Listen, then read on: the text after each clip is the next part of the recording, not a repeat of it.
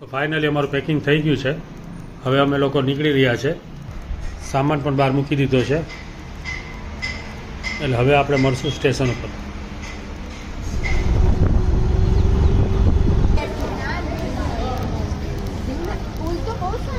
અમે બરોડા સ્ટેશન ઉપર આવી ગયા છે. ટ્રેન અમારી 6 નંબર ઉપર આવશે.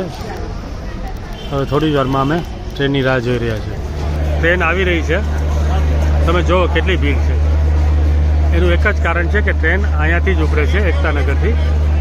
એટલે બધા લોકો બરોડાથી જ બેસવાના. અમે પણ હવે થોડી વારમાં આગળ જશું. ટ્રેન તો અમારે આવી ગઈ છે. થોડી લેટ છે, જેનો એકચ્યુઅલ ટાઈમ 10:45 છે.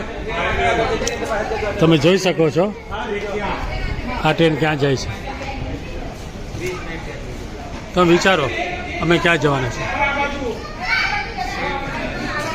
એકતાનગર, ચેન્નાઈ, અમદાવાદ કે પટના, એવું તમને પછી જણાવ્યું. હવે હું અંદર જઈશ મારા ડબ્બામાં. મારા સીટ નંબર છે 28 અને 29 નંબર. બરોબર 12 વાગ્યાના 30 આવે છે આ ટ્રેન સુરતના સ્ટેશન ઉપર. તો શું છે, લોકોને લંચ લેવું હોય તો અહીં લઈ શકે છે. હવે ટ્રેન સીધી આગળ ઊભી રહેશે. તો સારો ટાઈમ છે કે લોકો અહીંયા આવી શકે એમ છે. આગળની જર્ની હું તમને કરાવતો રહીશ થોડી વાર પછી.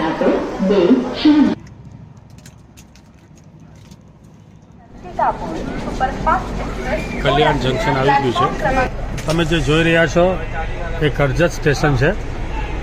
બોમ્બેથી અહીંયા લોકલ ટ્રેન આવે છે અને એક્સપ્રેસ ટ્રેન પણ આવે છે. તમારે લોનાવાલા, પૂના એ સાઈડ જવું હોય કે સાઉથમાં જવું હોય, તમારે કરજત થઈને જ જવું પડે. જનરલી આ સ્ટેશન આ ટ્રેન ઊભતી નથી, પરંતુ આજે ઊભી છે. ટ્રેનની સફરમાં મેડમ કુદરતનો નજારો જોઈ રહી છે અને આનંદ માણી રહી છે.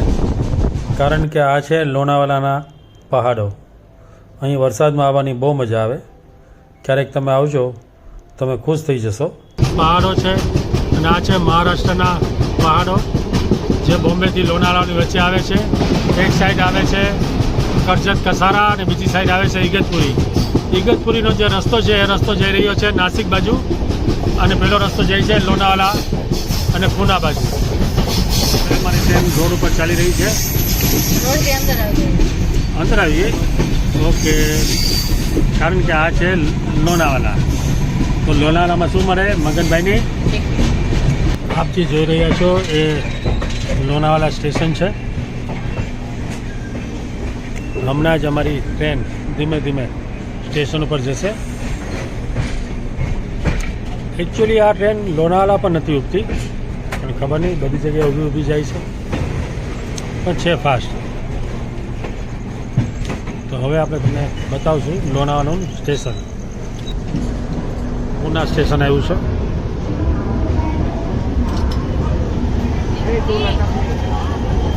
આ સ્ટેશન મહારાષ્ટ્રનું ઘણું મોટું સ્ટેશન છે અને બોમ્બેથી સાઉથ જવા માટે પૂના થઈને જ જવું પડે છે. જો તમે કોંકણ જાઓ તો તમારે પનવેલથી ડાયરેક્ટ જવું પડે છે रत्नागिरी तक. क्या इडली का क्या है? 40 रुपया.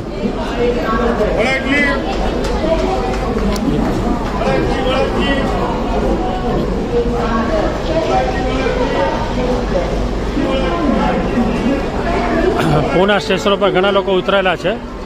તમે જોઈ શકો એકતા ચેન્નાઈ એક્સપ્રેસ.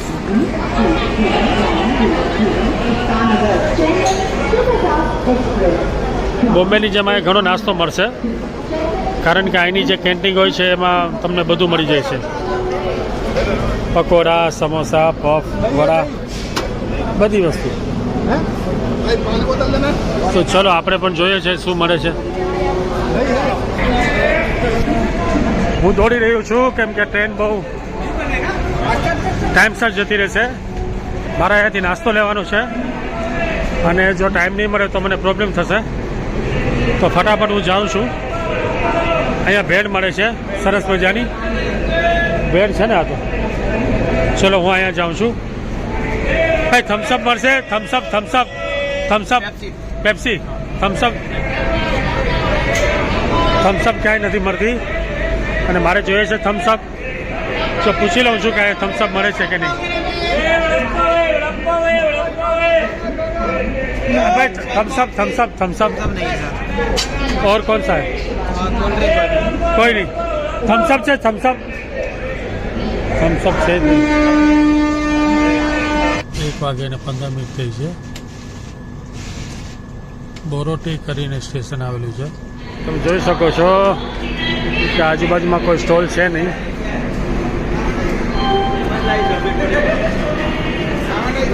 अरे आजू बाजू में कोई स्टॉल नहीं है, हैं? स्टॉल नहीं है कोई. कहाँ? ब्रिज का ना उस तरफ.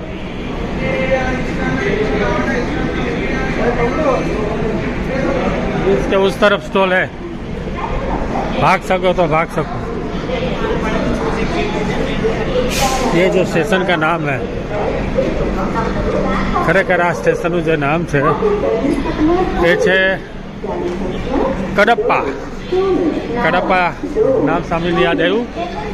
ચેન્નાઈ એક્સપ્રેસ કડપ્પા. બસ આજ કડપ્પા અને આજ ચેન્નાઈ એક્સપ્રેસ. ચલો હું ટ્રાય કરું છું જવાની થોડો સ્પીડમાં. भाई साहब इडली वड़ा बेच रहे हैं.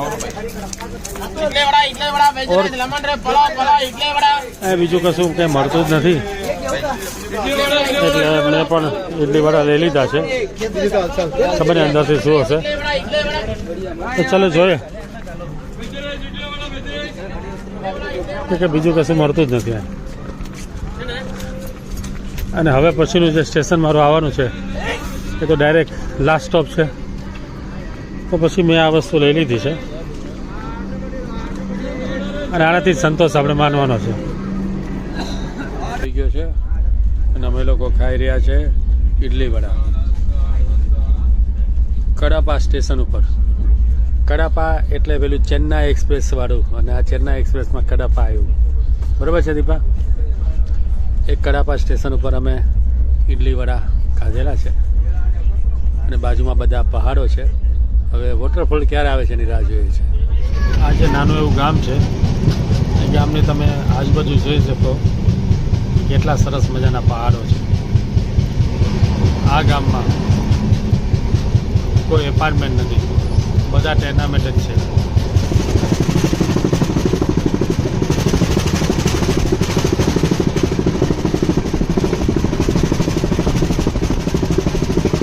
અમે લોકો રેણીકુંટા પહોંચવા આવ્યા છે કે પહોંચી ગયા છે કેમ કે 11 વાગ્યાની ગાડી અહીં ઊભી છે અને રેણીકુંટાનો ટાઈમ છે 12 વાગ્યાનો અને રેણીકુંટા અહીંથી ફક્ત 2 જ કિલોમીટર દૂર છે.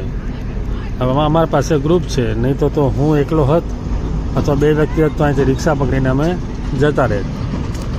જરા આ લોકો જો જાય છે આ રીતે ઉતરવાની થોડી તકલીફ છે પરંતુ જઈ શકાય એમ છે કે રોડ નજીક છે. તમે આ બીજી સાઈડ જોશો ને તો તમને તળાવ દેખાશે. બહુ મોટું તળાવ છે અને અહીંયાથી તિરુપતિ 7 કિલોમીટર દૂર છે જે અમે વાહનમાં જશું. અને આ જો બસ પણ જાય છે આ બાજુ એ પણ રસ્તો ત્યાં અંદર જ જાય છે. હવે ગાડી શું કામ ઊભી રાખી છે ખ્યાલ નથી. કદાચ પ્લેટફોર્મ ઉપર જગ્યા નહીં હોય.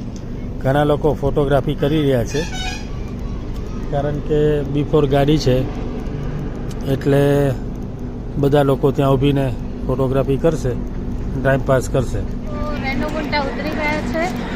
બસ હવે બધા ભેગા થઈશું અને અહીંયાથી જઈશું બસમાં. અમારા બસવાળા બહાર વેઇટ કરે છે અમારી. પછી ત્યાંથી અમે લોકો તિરુપતિ જઈશું. રેણીકુંટાથી અમારી ગાડી હવે મદ્રાસ જવા નીકળી ગઈ છે, મતલબ કે ચેન્નાઈ એક્સપ્રેસ. અમે લોકો અહીંથી બસમાં જશું તિરુપતિ. નજીક જ છે 7 કિલોમીટર. એની પણ તમને હું સફર કરાવતો રહીશ. આ રેણીકુંટા સ્ટેશન છે, 1 નંબરનો ગેટ છે. અમે લોકો ધીમે ધીમે આગળ જઈ રહ્યા છે. સામે જે દેખાય છે અમારી બસ છે.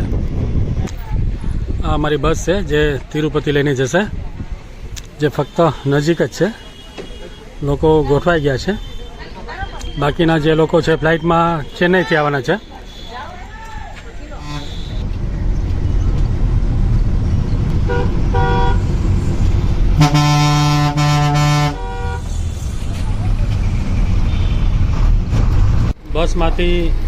બસમાંથી કિચનનો સામાન કાઢી રહ્યા છે. અમારા પેસેન્જર ઉતરી ગયા છે. હું પણ હવે સીધો હોટલ ઉપર જ જઈશ. તો આજે આ બ્લોગનો આપણે અંત કરશું, કારણ કે અમે હોટલ તિરુપતિ પહોંચી ગયા છે ને આ અમારી હોટલ છે. તો વધારે મળશું આવતા નેક્સ્ટ વિડીયોમાં. આજે આપણે આ વિડીયોને પૂરો કરીએ છીએ.